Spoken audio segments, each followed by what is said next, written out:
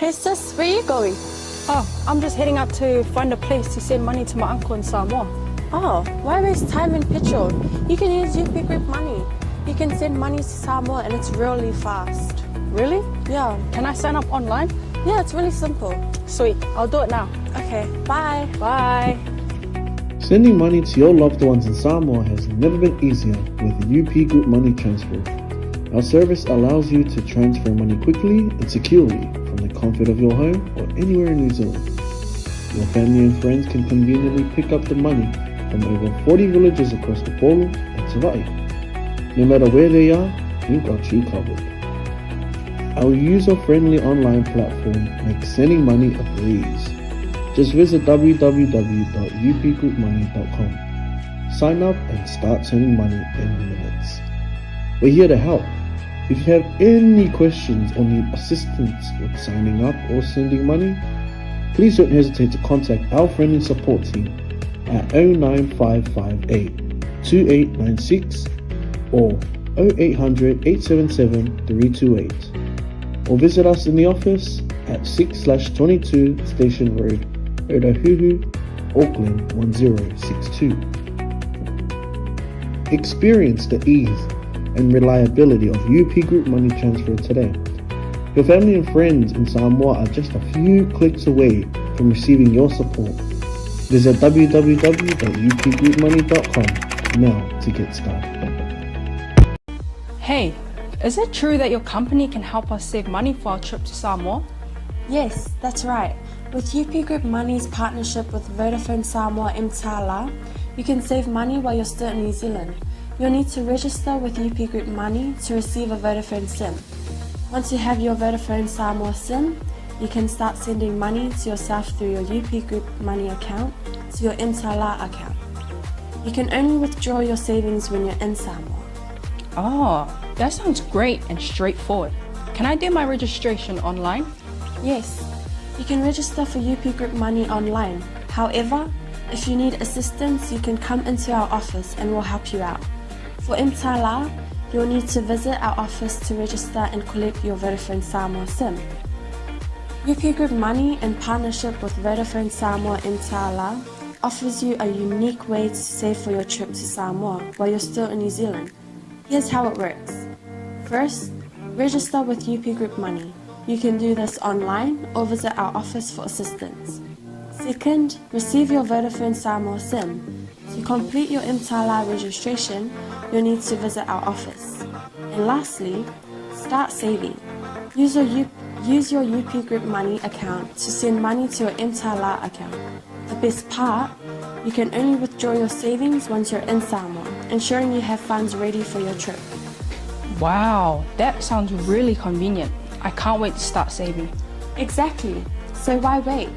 Visit our website to register with UP Group Money today, or stop by our office for any assistance.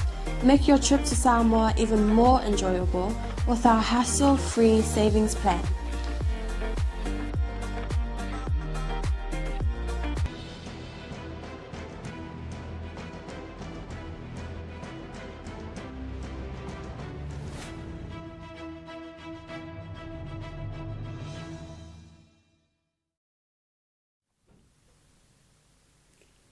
Ia, I ele tua nei TAEAO, ia o le tātou polkalami masani le TAEAO.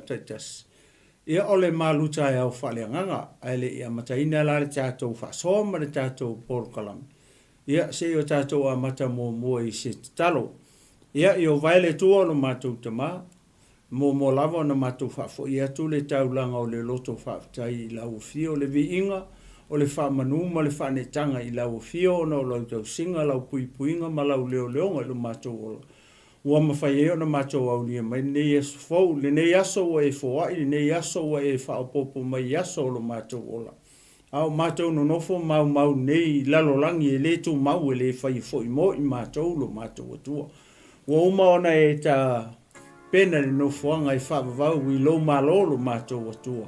Mo I mātou o lau whanau. Ia matuavi ia o lau fio nei TAEAO whautama, ia ala le lau tau singa o lau puipuinga ma lau leoleonga I lo mātou ola, ia ua mawhai eo na mātou wala whai fia mai ni nei TAEAO whau ina ua mātou waia le malama fau, ne oso e o le la ma le malama lo mātou atua o me ia o lo whamanatu mai e a te mātou o lo soifua oe lo mātou atua ta māua o sauni ea o te whasoaina la upu le TAEAO nei ta mā ia o se ngaruenga e whaia fua pe au noa malawu fio le ala le ua mua ai ono o te talo ma wala au a e lo no fuali le langi ta mā le TAEAO nei ia se ia liu walo mai o fonga mai e talia mai lau te talo ma lau wala au i lau fio i se soni le TAEAO nei ta mā ia au ina mai lo nganga pa ia e fetalai e moli o lau upu ma lau sa vali ma le nei mata upu ni nei TAEAO fauta mā ia le ayo fina ngalo ma loto lo nu mau tangata ai mai se o lau e ka le sia pa ia i le TAEAO nei talo ta mai lau faunga lea e ngau sia ia mo uma le faunga le solo ai le o lo whealoalo i solo e pei o se leo na tangi le faunga lea e ufi ai le tangata nganga sala ma tangata e lea o ngalo mātou o tua ai ali pea o lau o fio i mea uma lo mātou o tua ia amataina e lo nganga le nei whaasoa amaea i o whaapea i lava o au o le au na ma le tangata i lea o ngā ai e tele ma maualunga ai se vi inga o lau o fio nei ma so uma se o atu i le whaavau la ono Yesu o talo mwala o atu ai amene ma amen ia i ele tua nei TAEAO fau ia o le tatou porkala me masani nei TAEAO taitas ia o le MALØ TAEAO FAALEAGAGA ia e whaamalu atu ona ua le no foia foi le fo tavita ona oni tutu ngia foi le sunga le li fatonu Pastor Mike Poreta ia ua mafo ai ia ona le awai mai nei TAEAO fau e whaftai le tua ia o lo fo ai mai le malosi e mwhai e ona whataunu ina ia ne nei porkala me maleanga whaaloalo nei TAEAO ia o te whatalo whatu ai la ia ile pa ia o Samoa malana whaasaunga ia ile nei tu la o le aso ia maloso i fuamanuia malo le langi mama ia i lau tapua inga ile nei TAEAO fau o pa ia mau Samoa whaingta Samoa ia ele toyo o lava ia sa whamtalanga mai ele pa ia na fua ai pa ia ia o te whatalo whatu ai ma o whawheilo ia tuai ia ile nei TAEAO fau ia i lau tapua inga Samoa ia whatalo whatu foi ia iau whainga ruanga pa ia le tua o lo whapena o na whaatuna paulia i tu e fio hao te oro nei ia whapetulu inga uma o le nei laurangi ia o whealava o awhio ai ma ta se ai alo ma tama whanau o Samoa ona o le tala inga o le tala lei o le malo o le tua ia whaatalo whatu ma le ngang whaaloalo ia te ori tangata o le tua malo wharitua ia ile nei TAEAO fo malo so i fo manuia malo le langi mama malo le whatoto ia ile ngā luenga le tua whataro whatu fo le tino ke riso le au pa ia le au pele ia oso matua whawhine ile li ia ma le au whatu tua umai nei TAEAO fo ia malo so i fo manuia malo te talo ia le ngata fo ilea wo mapa anga Global Kingdom TV channel ia o whapena ona mai moa mai pēr ma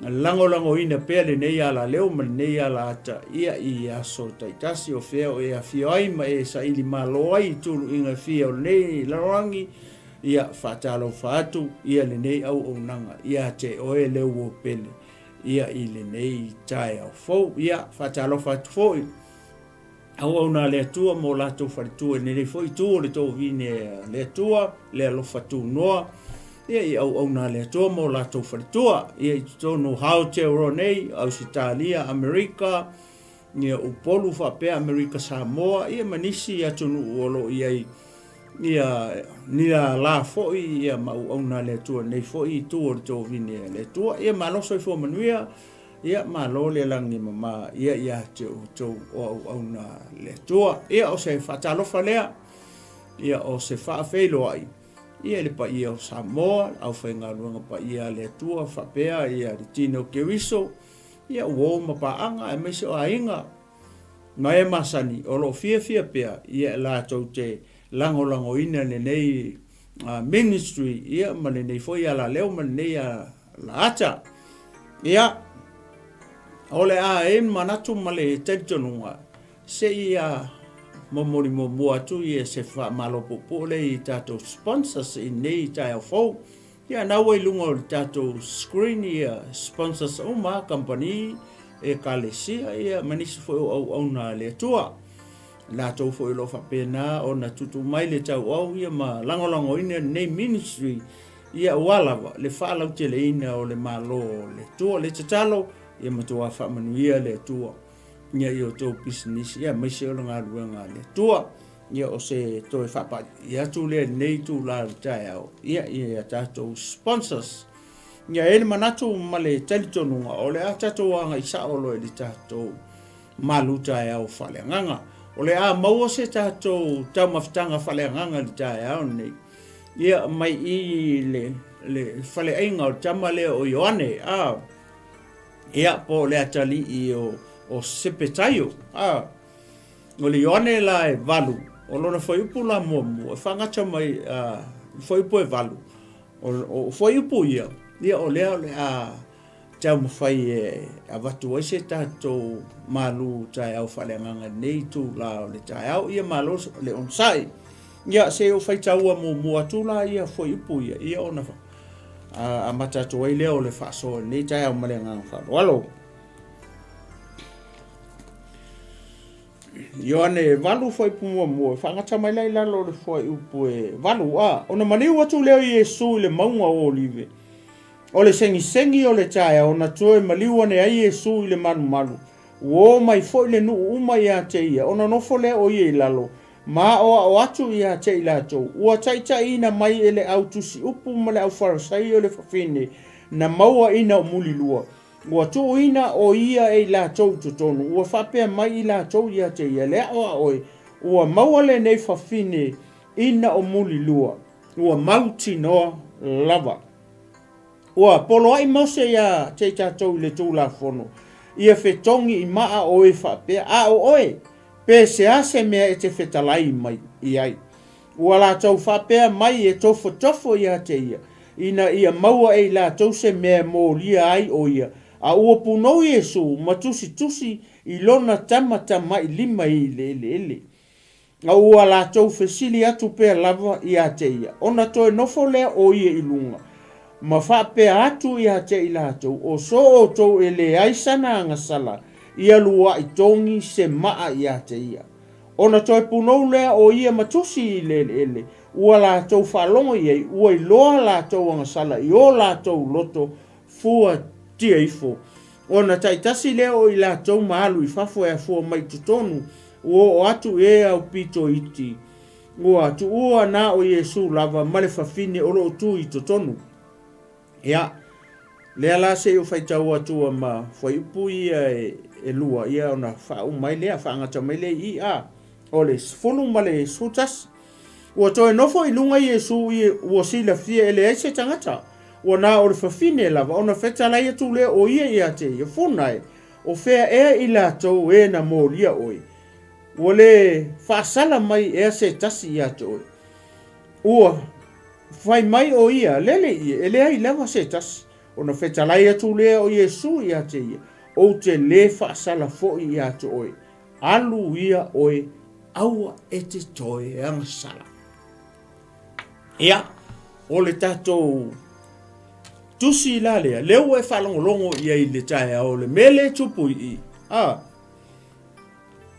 e se male mari o le tala lea pe a tatou whaka ngofingi mako I kala le loloto o le kala le ito tonu o le fiongo pa ia lea tu a tonu o le tala ua whalongo soo ia le mamalu o si o tatou o tonu mau tatou tangata le ngata fo I le na o le ua whalongo ia o tatou tangata au le upu le ma le mele ua molia mai le autusi upu ma le au farasai o le fafinge le o le mea tau o le muli lua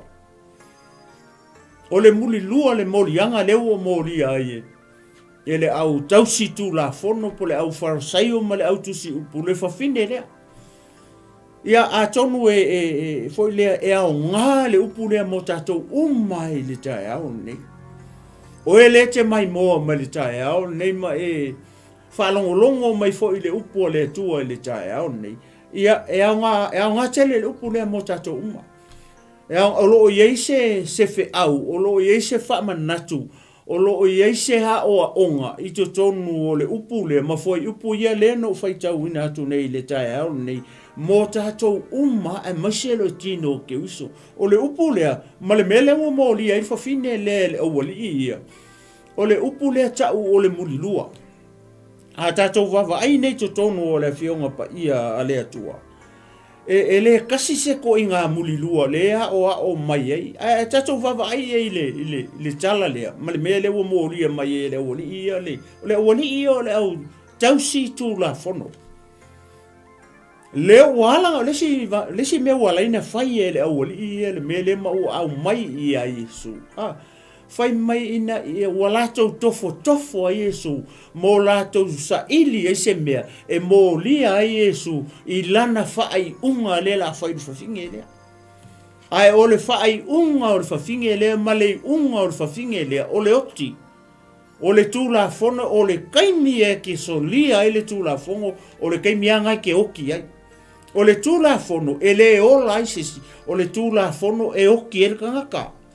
E oki ei o ele te mai mo mai TAEAO ni e oki e for kanka le kau kala kuma fa so atu ai sea o le kaimia kau ke solia ele tula fono o le kaimia ngai ke oki ei ma fetongi ei o i ma pe o upu ia le o mai le o li au mai ia Yesu wa mako maua wa mukwa i mauki ngoa le fafinge ngi wa muli lua le nga polo ai mai mose wa ngofo le o li ma ko ai mai Yesu ko kong.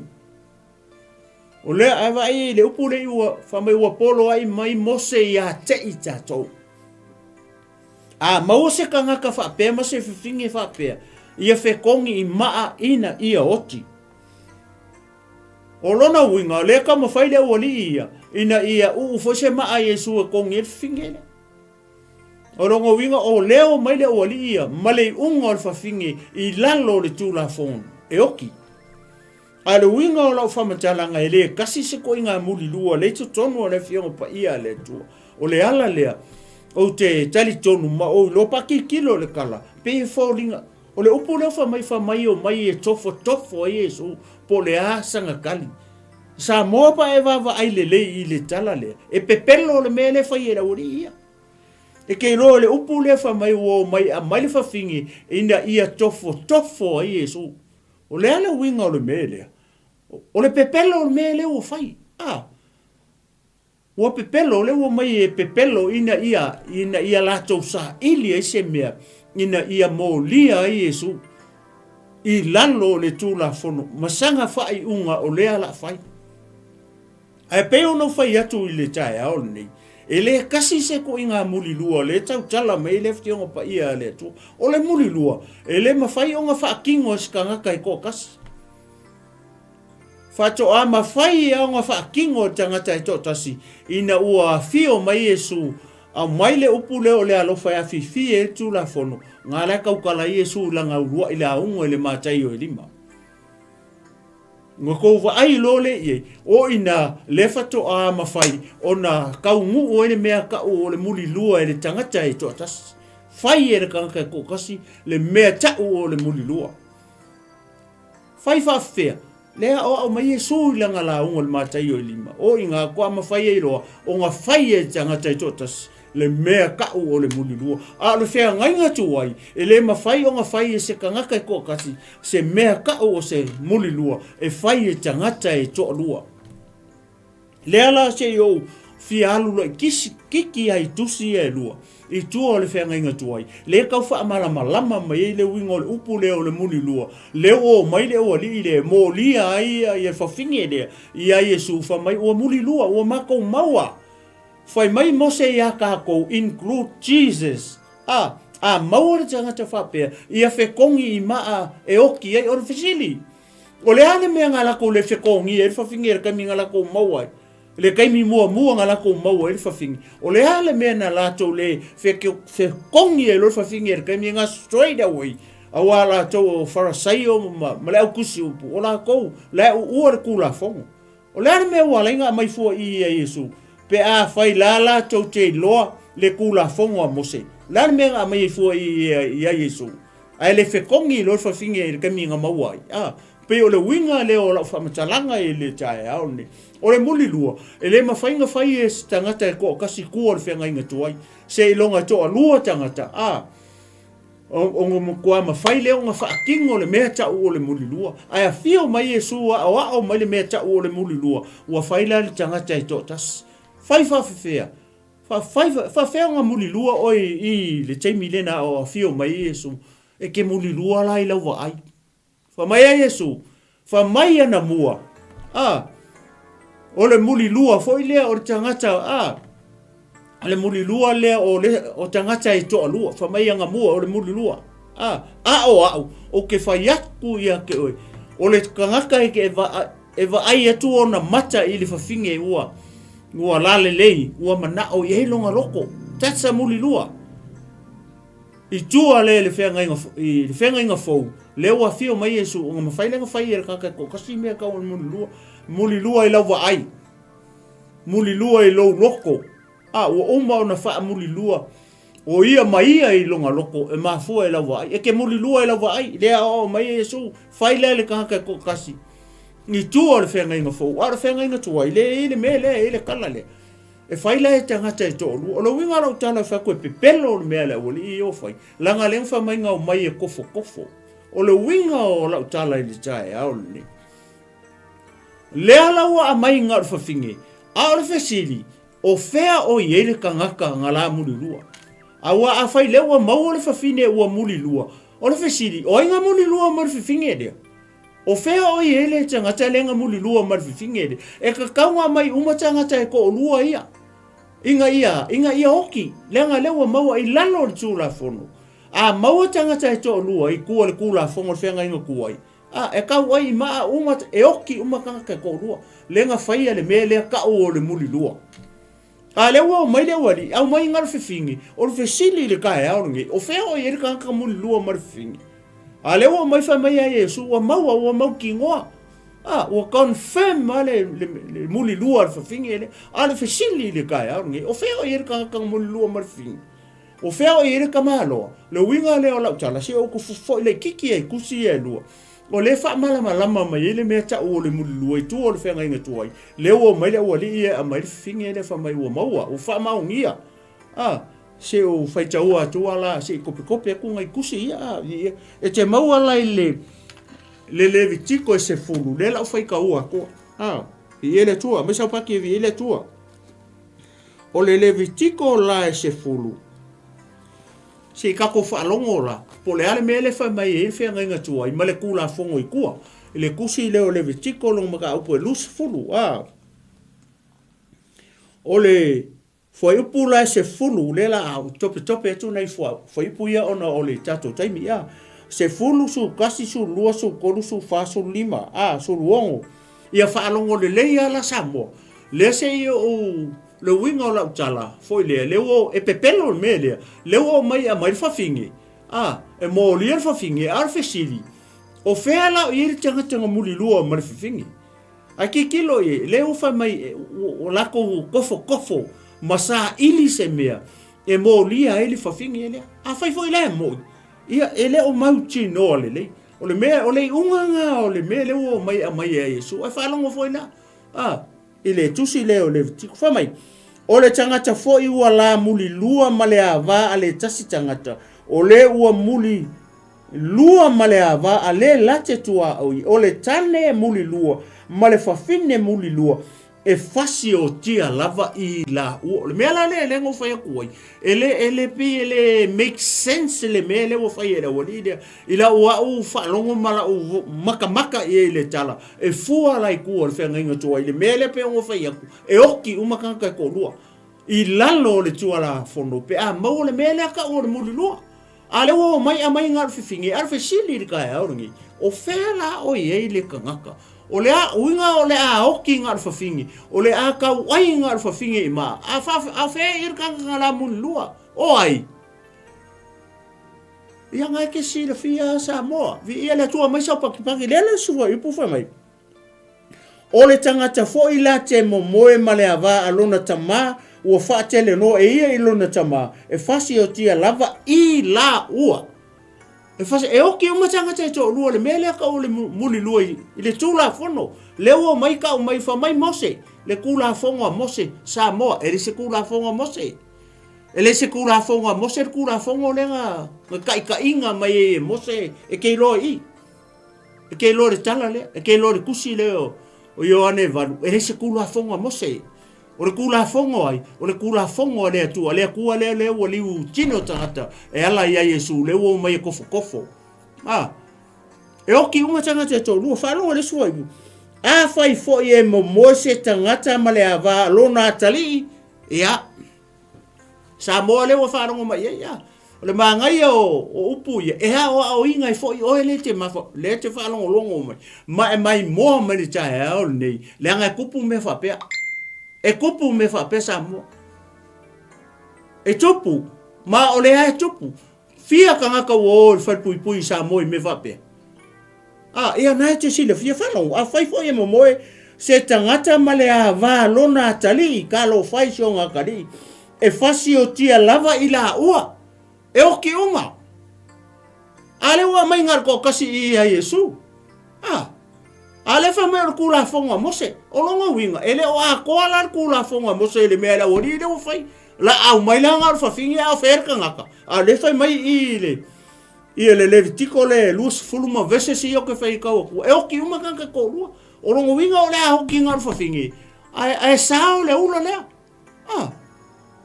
mo sa pa che ele tua le o mai le kula fonga ale fa olinga mai ele o mala mar kula fonga la ko ke kausia kula fongo ai le mala malama I le kula fongo mala ko mele le o fai di fafinge o le a mai le finge ka oi ma a fele ula le nga muli lua mal finge ia fa no vi ele tu a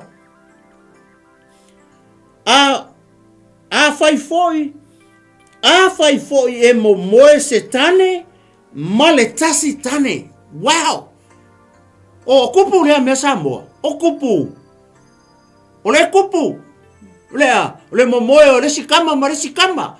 A le ka mangingo mai tono le fiongo pa ia le tua whalongo. A fai fo e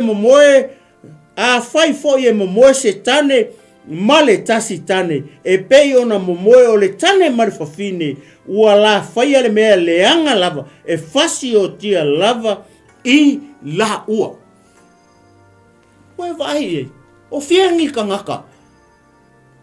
O fia ni tangata o faia me fa pe o mai le aso ngi ka ke le lope nga mo fo le si kamalo ma le si kamalo anga po o le kupu o le faia ai tono le wa fa longo mai mo ma le TAEAO le fa so le TAEAO ni e o ingai o le ke makamaka mai e o ingai o le o ke kaukala e le ka kaula o nga mamo mo ma le si kamalo pe o nga momoe o le tane male fafingi o mea le atuanga fai e momoe le tane malanga ava e momoe le tane male fafingi ai le o le momoe o le sikangi ma le sikangi o le ala me le o fai I o le o fai mau le faktu I le o le mele nga ko sa I le atua I le akali o yuta ngofo mafa mai mau le faku I le fa vai fufuanga le atua ale fa mai e oki uma I la u ia vi ele tua mai sa paki vi ele tua ngi kai au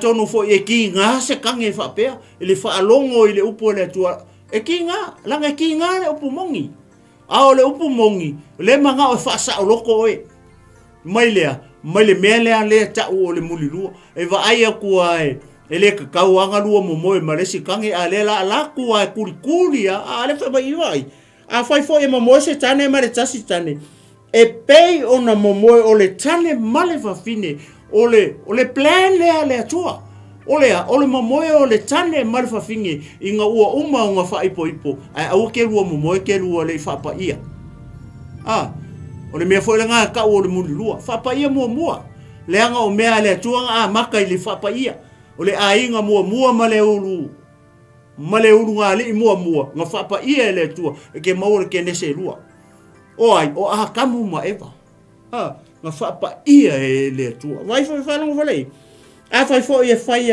vase tangata i le fafine atoa ma le tina o le fafine o le mea leanga lava lea e susunuina i la atou i le afi wa vai le makaukia o le mea ka o le mulilua le winga o lau tara o koe fialu i vesesia i kua i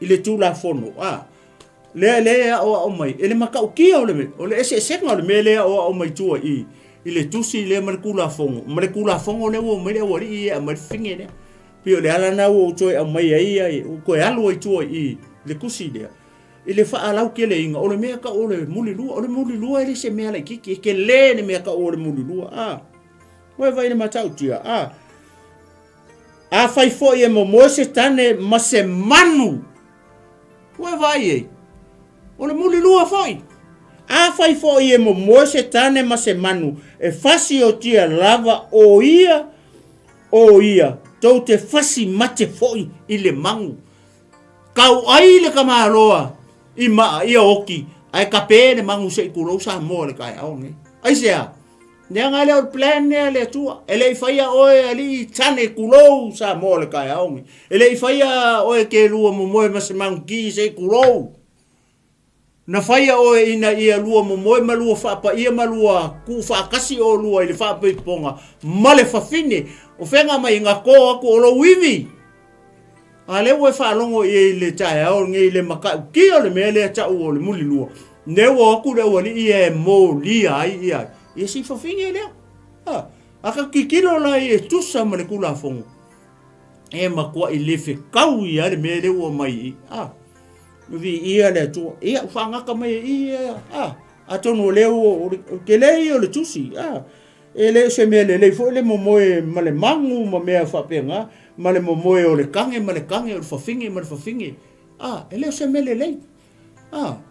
Leo e whalongo i seo koe mai le sika mai maule kasi te no me lua. Vi ia le tua mai sau popo mai sau pati vi ia i le tua le TAEAO nei ngai mau i e lua inga koe fo i lo le tua i le kusi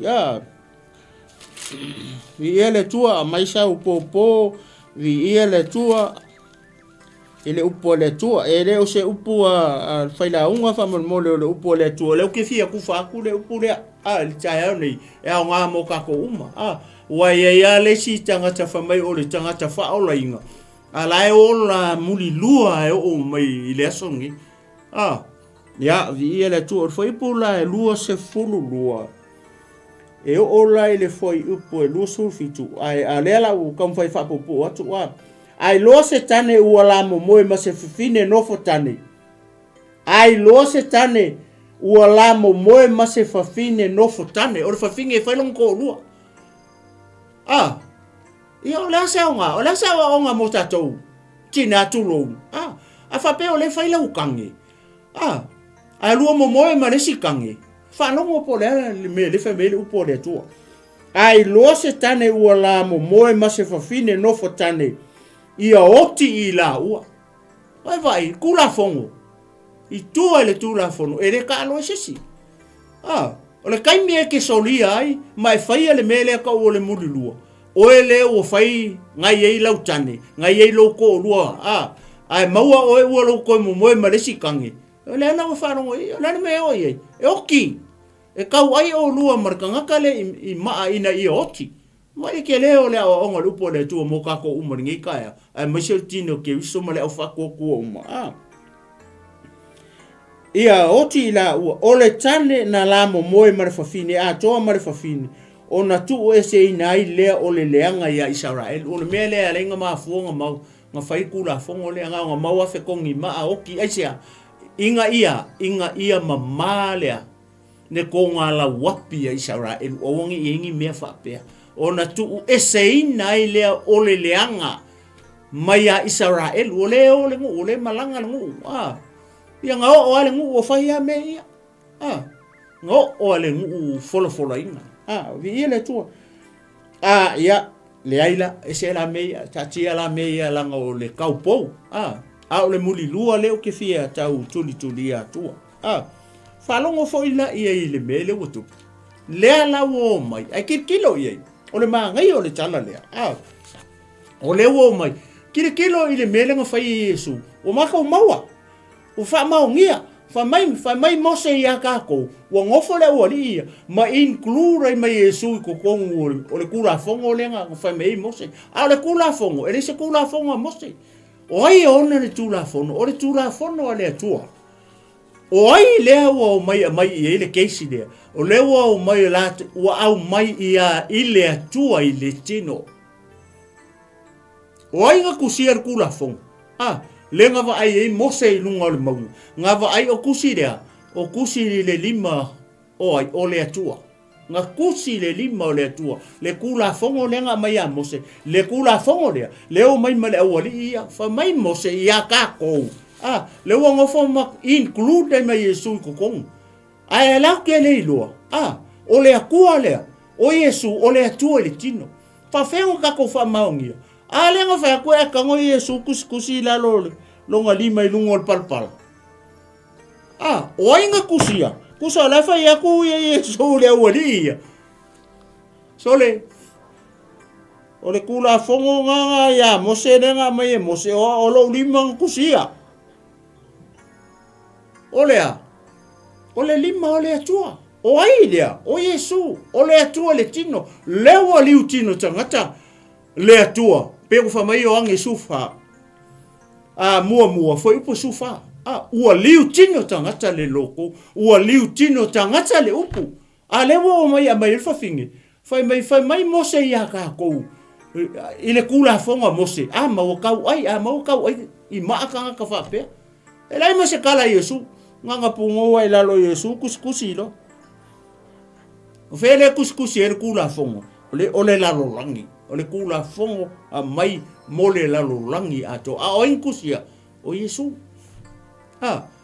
le wala wo mai fia kof ka kof ai la i le mele nga kupu i ese mrema ngayo ole mele na tupu i ole mele nga kupu i ngo feko ai ngi i le tula fono le nga mai male o le ile male me tau ole alofa tu no ole tu e ala la ia Yesu Kristo nale mele ko vai le nga malo le alofa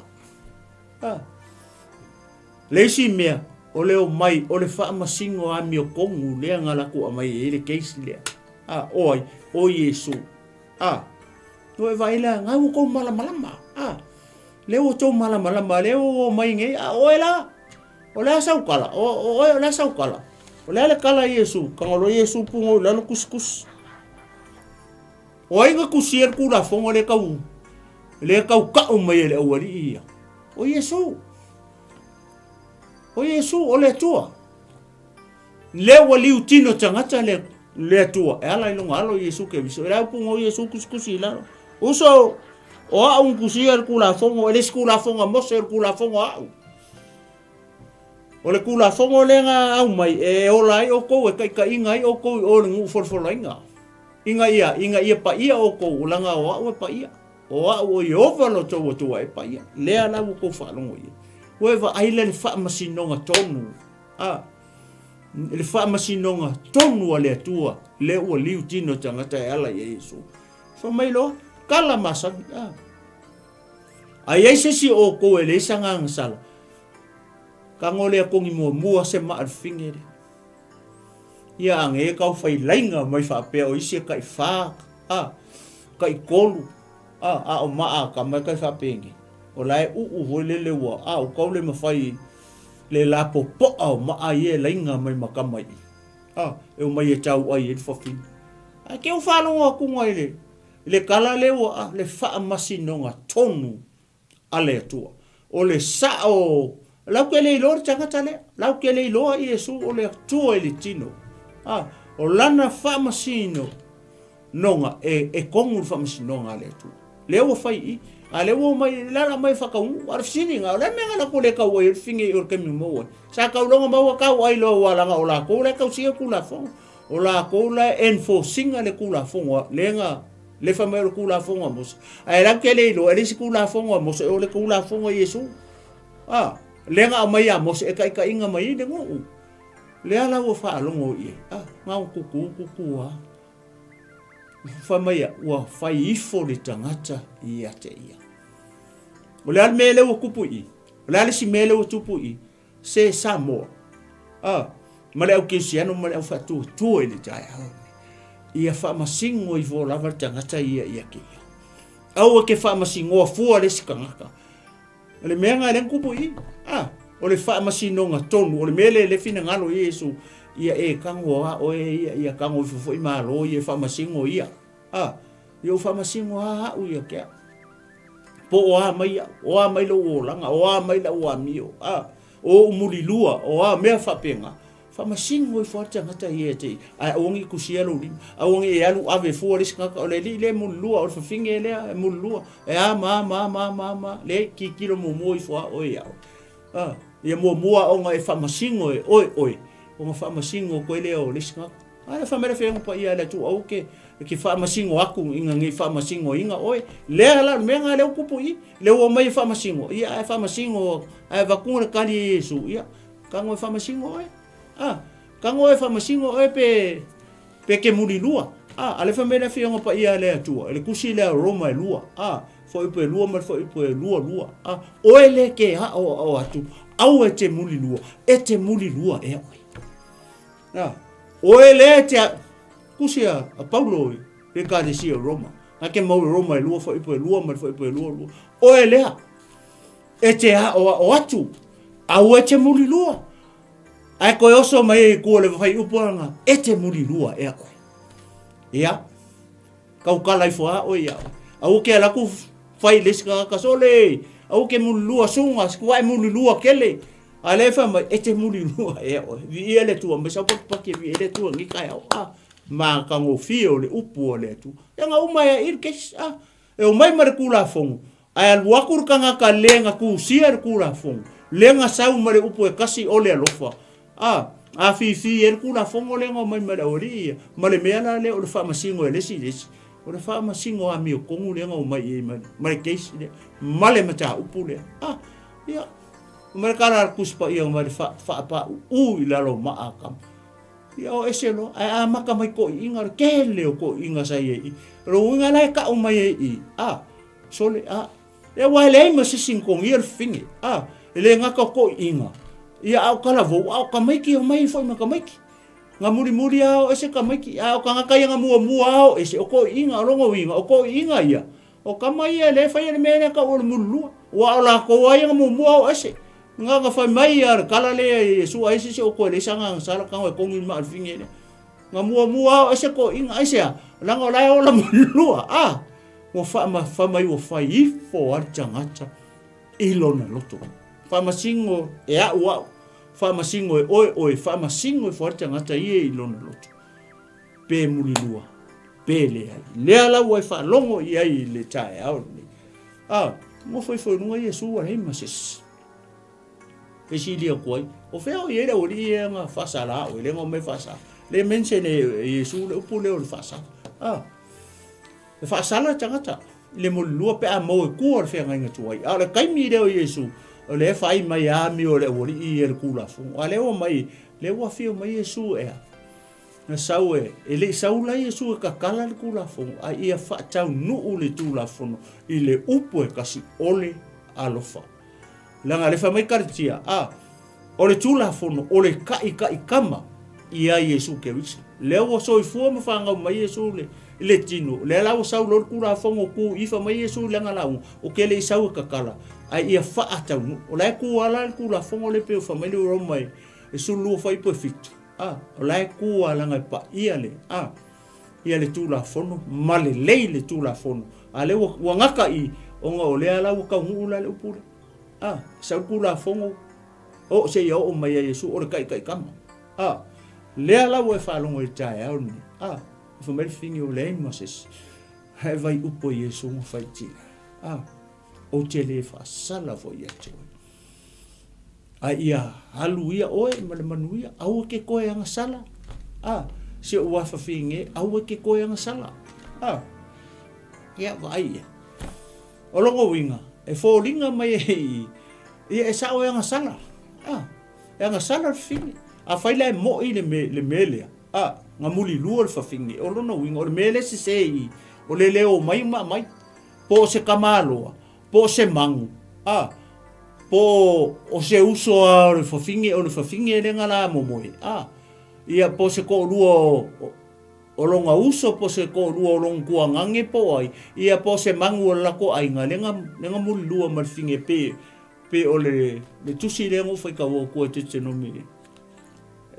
Lua Pe vai ma ngai o tatou. Ia ora kako whamalosi ngā sa mo ni TAEAO. Nā haluia o aua e te toi muli lua. O ai e ke olai. Kako ke olai e Yesu. Kako ke sulu i a Yesu. Tatou talia i Yesu. Ea vea mali ma whaaola i luso i fua. Ma sofo i ola. O na whaamangaloina leo a tatou o ngasala. Ia ma kako au i o kako koe ngasala pio upo a Yesu i le tina lea. Ia anga le tu le anga le tu ni TAEAO whaatoa atu.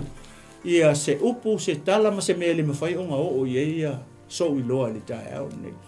Anga le tu le anga pa i o le tua.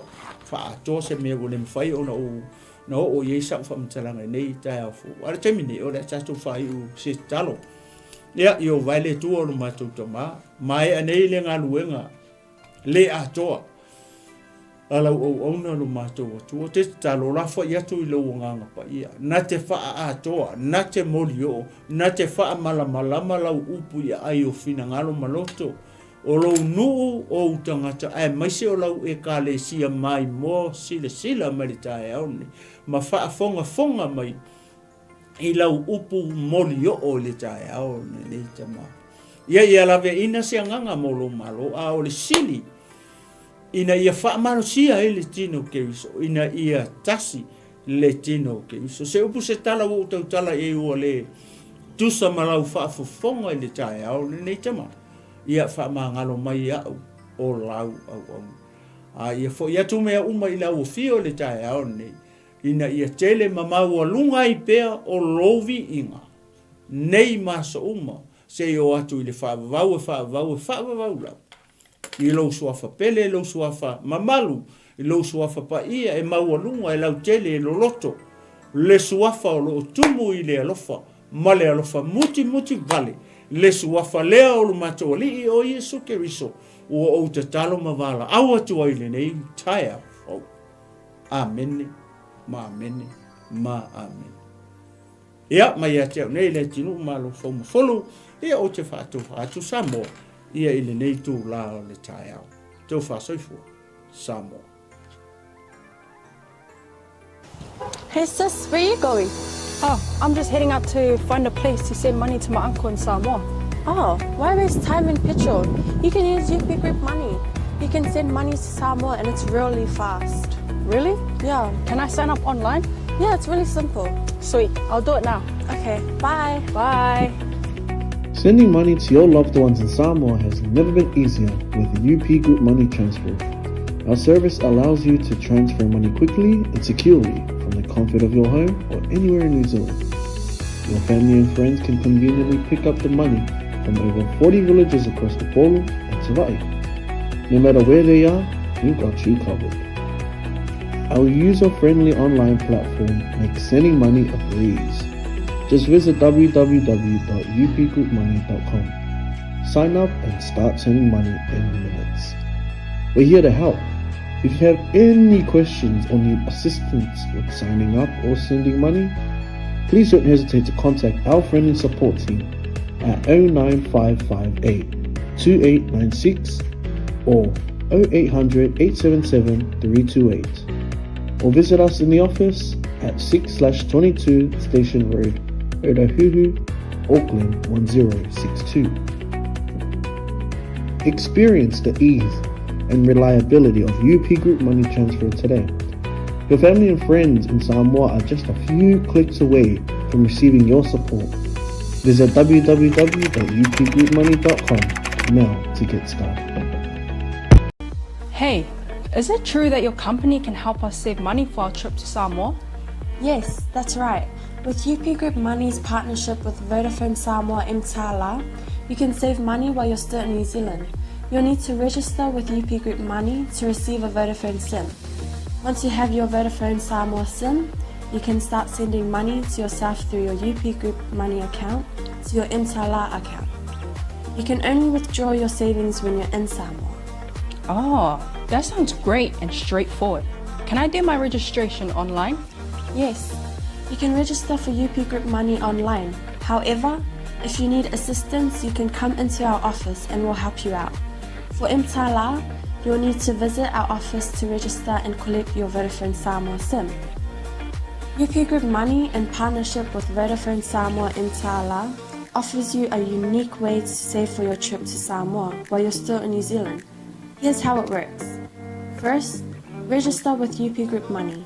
You can do this online or visit our office for assistance. Second, receive your Vodafone Samoa SIM. To complete your 𝚘𝚜𝚅 registration, you'll need to visit our office. And lastly, start saving. Use your UP Group Money account to send money to your 𝚘𝚜𝚅 account. The best part, you can only withdraw your savings once you're in Samoa, ensuring you have funds ready for your trip. Wow, that sounds really convenient. I can't wait to start saving. Exactly. So why wait? Visit our website to register with UP Group Money today, or stop by our office for any assistance. Make your trip to Samoa even more enjoyable with our hassle-free savings plan.